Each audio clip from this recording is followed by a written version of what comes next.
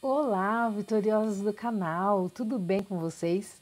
Eu espero muito que esteja tudo bem por aí, aqui está tudo bem, graças a Deus.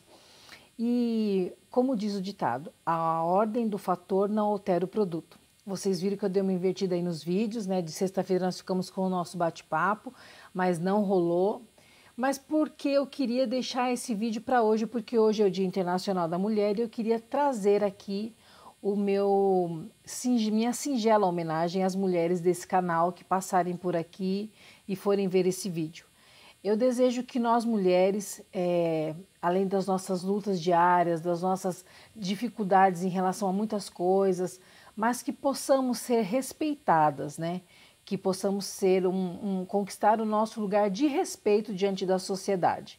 Então eu quero parabenizar a todas vocês, que vocês possam continuar, né, cada uma de vocês dentro da sua história, dentro das suas condições, as suas conquistas, as suas vitórias, que você almeja alcançar algo grandioso para a sua vida dentro daquilo que você proporcionou para você e que você alcance o seu objetivo desejado. Então, parabéns para todas nós mulheres batalhadoras, guerreiras, porque todas somos, né? Não existe nenhuma melhor, nenhuma pior. Dentro das nossas condições, todos nós batalhamos diariamente por algo em nossas vidas. Então, eu desejo a vocês um excelente Dia da Mulher e que possamos cada vez mais ganhar o respeito diante da sociedade. Mas eu não também deixei de fazer o videozinho para que nós possamos dar continuidade na história da Mel. Hoje nós vamos para a parte 3. E eu queria continuar aqui do que foi falado semana passada, de que eu saberia que minha filha poderia nascer, a nascer prematura não, que eu poderia sofrer um aborto diante das condições que eu estava. Bom, enfim, vamos lá. Então eu internei no dia 30 de junho de 2017 para poder fazer uma cirurgia chamada correção da mielo intraútero. E aí, no dia 30 de junho de 2017, eu estava lá no hospital para fazer esse procedimento. Quando eu cheguei no hospital, eles me colocaram numa ala com mulheres que estavam, algumas em estado terminais ou outras em processo muito grave de câncer. Câncer no útero, câncer na mama. E ali já começou meio que um medo, né? Poxa vida, me colocaram num lugar desse, né? Eu tô aqui para fazer um procedimento para a vida. Mas, e aí, é por isso que cada vez mais cresce a minha admiração por essas situações adversas que as mulheres vivem. E ali, diante daquilo, eu conheci uma situação de uma mulher, ela estava com câncer no útero, já ela estava em estado terminal, tanto que ela veio a óbito dias depois. E assim que ela entrou nesse processo, que ela ficou com esse câncer, e aí o câncer foi meio devastador, o esposo dela havia abandonado ela completamente, né? Abandonou ela no hospital e nem ia visitá-la, quem cuidava dela eram as filhas. E ela ficou abandonada por ele, ele já estava até, acho que parece como uma outra pessoa. E no dia, acho que os médicos chamaram a família para se despedir dela, né? Que ela já estava realmente partindo, e ele foi. E quando ele foi, nesse mesmo, ele foi um pouquinho depois que eu saí do quarto, porque quando a enfermeira foi lá, falou: "O que você está fazendo aqui, né?" Eu falei, expliquei minha situação. Ela falou: "Não, mas aqui não é lugar de você ficar. Você tem que ir para uma outra ala."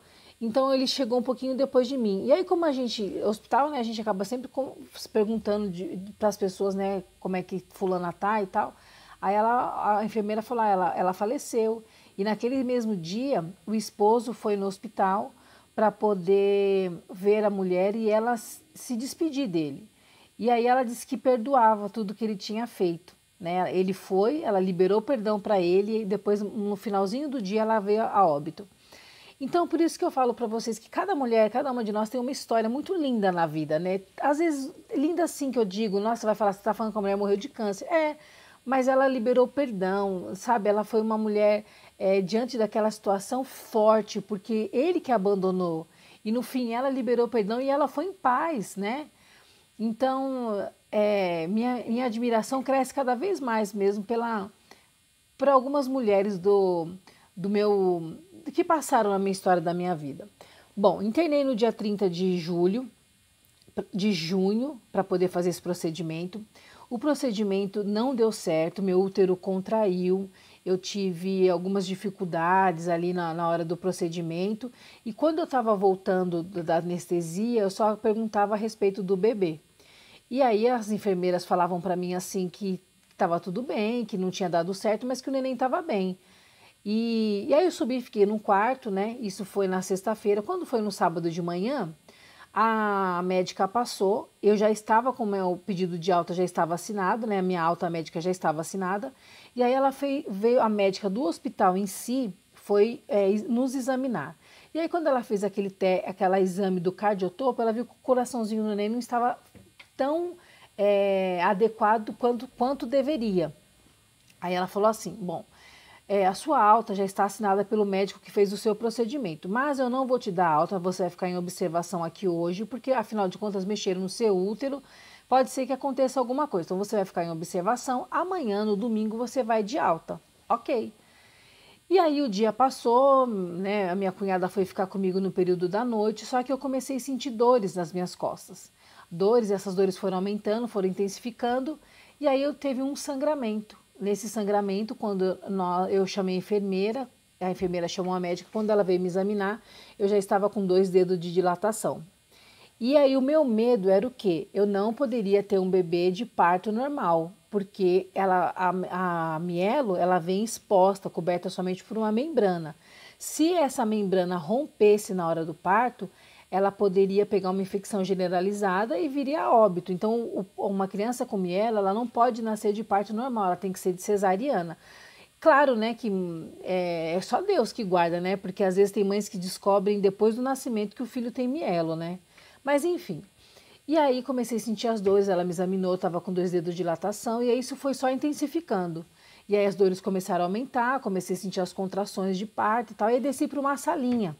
Quando a médica me leva para uma salinha para poder ver se conseguiria amenizar e segurar aquela gestação mais um período de tempo, eu acredito não, eu sofri aquele choque anafilático, talvez de tanta medicação que ainda estava no organismo, então eu comecei a passar muito mal, tremer demais, tremia muito, e eu estava quase entrando a óbito, porque eu comecei a vomitar, mas eu passei muito mal. E aí nisso eu contraía o meu corpo para poder ver se o neném ficava lá dentro. Era coisa da cabeça da gente, né? Mas não deu, não consegui. No último momento que eu já estava mais fraca, bom, como eu estava falando, e aí eu já estava cansada, e aí meu corpo começou a contrair para poder trazer o neném para dentro, né? Porque na minha cabeça eu não poderia ter aquele filho de parto normal. Mas já não tinha mais o que ser feito, eu só falei para a médica assim, tem alguma coisa acontecendo aqui embaixo. E aí quando ela veio examinar, ela falou assim, o neném já está saindo, você precisa fazer força. E aí eu estava sem anestesia, sentindo todas aquelas dores, eu não tinha força mais de tão mal que eu tinha passado. E aí eu fiz só um esforço, 1 ou 2 esforços, e aí ela falou, faz um esforço que ela já vai vir. E aí eu lembro que eu fiz acho que uma força ou 2 no máximo, e aí eu sei que tiraram o neném, eu não estava num quarto adequado, eu estava numa sala de preparo para as gestantes, né? Ficam fazendo se preparando para ir para a sala de parto, e aí o neném nasceu ali. E aí foi muito triste mesmo, porque ela não tinha ali nada esperando por ela, nenhuma incubadora, nenhuma equipe preparada, eram 2 médicos plantonistas que não eram médicos adequados para fazer um parto. Enfim, foi completamente um despreparo total e ninguém estava esperando por aquela situação. Nem a mim, nem os médicos. Tudo bem que tinham médicos que ficam lá, plantonistas, para atender as emergências, mas eles estavam acreditando muito que esse neném não fosse nascer. Era muito prematuro, né? Mas ela nasceu. E eu só escutei um único chorinho, e foi um chorinho bem fraquinho, e aí levaram ela por um corredor, colocaram ela num jaleco de médico e levaram ela, e aí muito sangue no local e tal, e aí depois a médica veio e falou para mim assim, olha, sua filha nasceu e o quadro dela é muito grave, ela é muito prematura, as condições dela são muito precárias, ela nasceu, a mielo dela está rompida, Então o caso dela é muito grave, ela vai subir para UTI e depois você pode visitá-la a hora que você quiser. E aí nisso, né, os médicos vieram, fizeram curetagem, tive que ir para uma outra sala, tomar outra anestesia para fazer a limpeza, né, acredito, do resto do parto que ficou lá dentro. E eu demorei demais para poder voltar. E aí eu comecei então aí nesse momento, quando eu estava voltando, quando eu começo a voltar da anestesia, eu queria muito ver minha filha, né? Eu queria muito vê-la. Eu não saberia se ela duraria muito tempo, eu não saberia se ela viveria ali muito tempo. Então eu queria vê-la, o rostinho dela, queria saber como que ela era. E quando eu estava subindo, quando eu comecei a voltar da anestesia, que eu estava na maca ainda subindo pelo elevador, veio uma enfermeira e falou assim: não fica assim não, eu estava chorando, né? Óbvio que eu sou uma manteiga. E aí a enfermeira falou assim para mim: não fica assim não, você já tem outros 2 filhos. Você já tem um casal, você já sabe o que, que é ser pai, o que, que é ser mãe de 2 filhos. Gente, isso foi a pior coisa que eu ouvi na minha vida. Fui me recompor um pouco aqui, senão ia me acabar em lágrimas. E aí aquela enfermeira, na hora de eu estar subindo, né, até o quarto, ela falou isso, que não era para eu ficar assim não, que afinal de contas eu já tinha outros 2 filhos. Para algumas pessoas, o fato de você já ter outros filhos, né, parece que você não sente amor por aquele que você está gerando, né? Um palavreado assim, uma frase tão doída, né, que como se as pessoas tratassem com maior banalidade, né? Ah, se morrer, morreu, né? Mas, poxa vida, a gente precisa ter um pouquinho mais de sensibilidade. Era minha filha, eu queria conhecê-la, eu só queria vê-la. Eu precisava só que acalentasse, né? Calma, mãe, vai dar tudo certo. Eu não queria ouvir aquilo. Mas nem sempre a gente ouve o que a gente quer, né? E aí eu fiquei no quarto esperando um pouquinho para me recompor, mas eu estava me dando um comichão de ficar lá e minha filha ir embora, porque na minha cabeça eu acreditava que ela não fosse sobreviver, né? Porque de tudo que eu já tinha ouvido, falado a respeito da Mielo, de todas as condições que eu tinha passado aquele período todo ouvindo que ela não sobreviveria, se sobrevivesse, seria uma criança assim, assado. Então eu só queria conhecê-la, eu só queria olhar no rostinho da minha filha. Mas a gente cruza com essas coisas no meio do caminho, mas isso te fortalece, né? Isso não pode te derrubar, as palavras de ninguém podem te derrubar. Elas têm que ser um degrau para que você mantenha-se na postura daquilo que você almeja. O meu objetivo único e exclusivo era ficar pertinho da minha filha. E aí então começou a me dar aquele comichão, né? Aquele desespero para eu poder ver minha filha. E eu nem podia descer, eu tinha que descer de cadeira de rodas, porque eu tinha acabado de ter um parto normal, né? Tinha sido coisa de 6 horas. E, e aí essa outra parte da nossa história é eu, ela e Deus, né? E nessas outras partes eu vou me emocionar demais, demais, demais, porque foi a experiência mais incrível que eu tive na minha vida com Deus. E ver a força da minha filha lutando para viver. Ela era prematura, extrema, cheia de dificuldades. E ela lutou e ela sobreviveu a tudo aquilo que ela viveu, que ela vivenciou. Então eu vou deixar o próximo vídeo, agora nós vamos falar sobre essa maternidade de UTI, né, mãe de UTI, e falar um pouquinho também a respeito da prematuridade, de tantas outras coisas que se aconteceu na vida da Mel, e esse período que nós vivemos de ela na UTI, eu aqui em Jandira, ela lá do outro lado, eu atravessava a cidade para poder vê-la todos os dias.